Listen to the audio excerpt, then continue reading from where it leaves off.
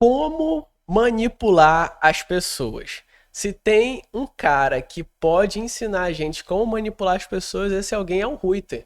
Afinal, ele é um entusiasta do comportamento humano e ele não te vende nada. Pegou a referência? Comenta aqui embaixo. Vamos ver esse vídeo do próprio Ruiter falando como manipular as pessoas. Como manipular as pessoas para fazer o que você quer.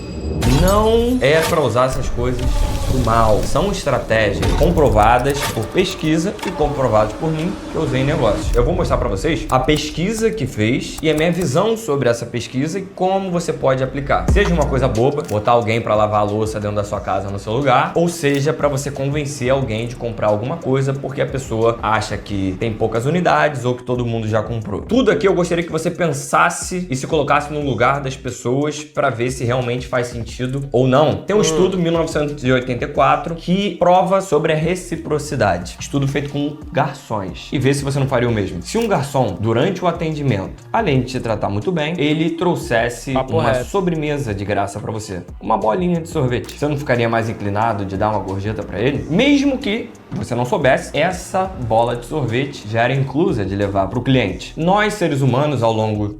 Cara, eu não sei você, mas eu tenho um coração mole quando alguém me trata bem em atendimento. Sabe quando tu vai num lugar, a pessoa te atende bem? Recentemente, eu fui no shopping, fui na Centauro, fui em outras lojas de tênis.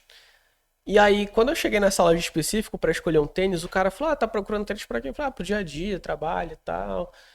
Foi, cara, o cara se abaixou, pegou vários tênis, mostrou ali, fez todo aquele enxame, como a gente gosta de falar aqui na região norte. Já o vendedor da loja da Centauro, tipo assim, só mais um, só veio olhar, não veio comprar. Eu até vi um tênis mais barato e assim, melhorzinho, vamos dizer.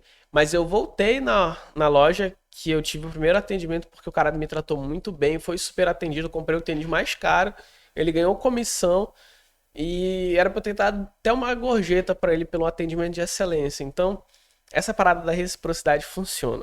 De milhões de anos, a gente aprendeu a ser recíproco. Se alguém fizesse algo por nós, a gente tem vontade de retribuir. Porque quando a gente morava em bandos, sempre que a gente retribuísse algo que alguém fez, a gente seria mais aceito pelo grupo. Quem vivia em grupo sobrevivia mais. Essa vontade desceu até a gente. A mulher que escolhia um homem que conseguisse cuidar dela sobrevivia mais. Tem gente que fala que muitas mulheres são interesseiras, só querem alguém que possa prover ou cuidar dela, mas isso daí é biológico. Tem muita gente que fala que é social, eu acredito que é um fator biológico que depois se transformou em um fator social. Ao longo de milhões de anos, a fêmea humana escolhesse um macho alto, forte, que conseguisse prover recursos, sobrevivia mais. Essa característica foi sendo passada ao longo de milhões de anos, porque essas pessoas sobreviveram por mais tempo. E hoje, proteção e recursos muitas vezes está associada a uma boa condição financeira. Então, as mulheres muitas vezes se sentem atraídas por essas características. Muitas vezes. Igual um homem,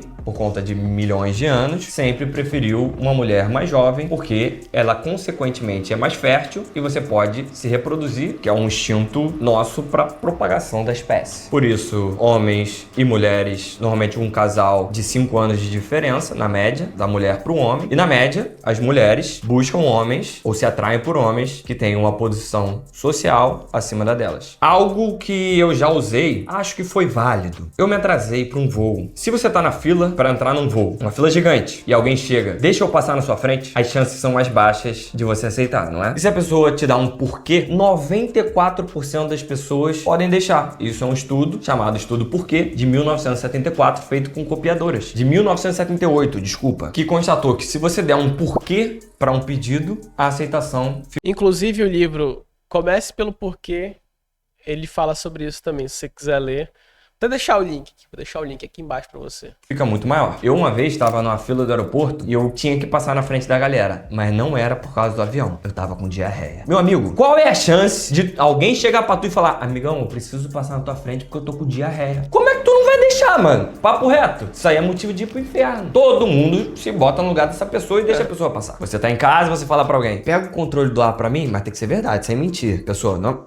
Ué, não vou pegar não. Mas pega o controle do ar pra mim, meu joelho tá doendo. Você dá um porquê, lógico, muitas vezes. Não precisa ser lógico, tá? Só de você dar um porquê já multiplica em muito a aceitação. Uma das coisas mais fortes dentro do ser humano, a necessidade de pertencer a um grupo. Você vê hoje em dia muitas marcas usando isso ao seu favor. A Alo, marca de ginástica, ela não marketa sobre os benefícios da roupa dela para você malhar. É puramente comunidade e pertencimento. Influenciador. Papo reto, é que nem agora com o pessoal da corrida. Por que as pessoas estão correndo? Começaram a correr e isso virou uma febre. Será que é por conta da saúde? Também. As pessoas começaram a perceber que se elas se cuidarem mais, elas vão ficar mais atraentes e mais atraentes, elas vão se relacionar mais. Eu não sei se você sabe, mas de 2020 para cá, as pessoas elas estão mais sozinhas, elas estão mais depressivas.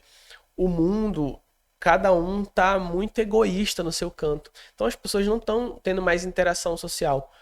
Eu vi um estudo, e aí eu não sei te falar, tá? Depois tu pesquisa, mas eu vi que tinha sido uma universidade americana que fez um estudo que jovens de 18 a 25 anos não estão transando. Por quê? Porque não tem interação social. E existe um grupo pequeno de homens pegando várias mulheres e sabe aquele meme, não sobrou nada pro Betinha? Pois é o que está acontecendo.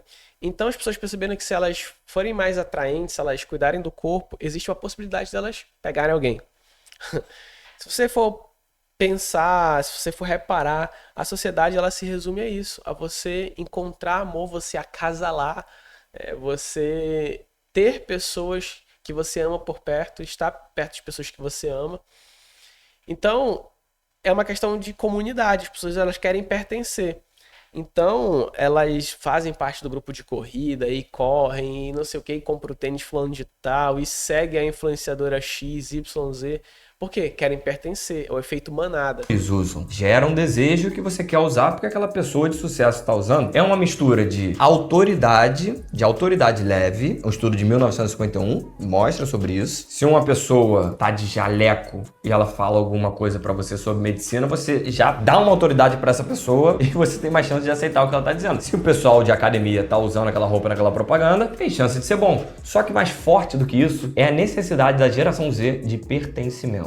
Tá incrível, tá muito mais fácil vender qualquer coisa se você colocar pertencimento em comunidade. Ao longo de milhões de anos, me diz quem foi a pessoa que mais sobreviveu, a que era aceito pela comunidade. Por isso que muitas vezes as pessoas evitam dar a opinião dela se for contra a maioria. Você não quer gerar desconforto no grupo e você quer ser aceito. Então as pessoas tendem a aceitar o que o outro fala, aceitar calada, ficar quieto, o que faz muito mal. E não se impõe para evitar conflitos. Só que quem evita conflitos que deveriam ser resolvidos na conversa, acabam gerando mais conflitos a longo prazo. Isso daí é outro caso. Eu tô falando como você pode usar isso para venda. As pessoas têm isso dentro delas, essa necessidade de pertencimento, de fazer parte de algo. Eu não acho que você deve ser assim. Você tem isso irracionalmente dentro de você, mas eu falando isso agora, talvez você se sinta mais racional e você não sinta tanto a necessidade de ser assim. Tem um livro, Psicologia das Massas, se eu não me engano, de Freud, e tem um antes dele também, que ele se baseou nesse livro, que agora eu esqueci o nome, que também é relacionado a isso, que mostra como as massas, elas são irracionais, as pessoas param de fazer o que elas acham certo e começam a fazer o que a massa acha certo. Por isso você vê em religião, você vê isso em política, você vê isso em futebol. Se todo mundo falar que tal jogador é bom, você acaba falando o mesmo. Se todo mundo falar que tal coisa tá certo, acaba fazendo o mesmo. Inclusive isso nas redes sociais é muito mais polarizado. Tem um documentário que mostra sobre isso, que é o Dilema das Redes Sociais. Muito bom. Tem na Netflix. Que mostra o crescimento da polarização em todos os sentidos,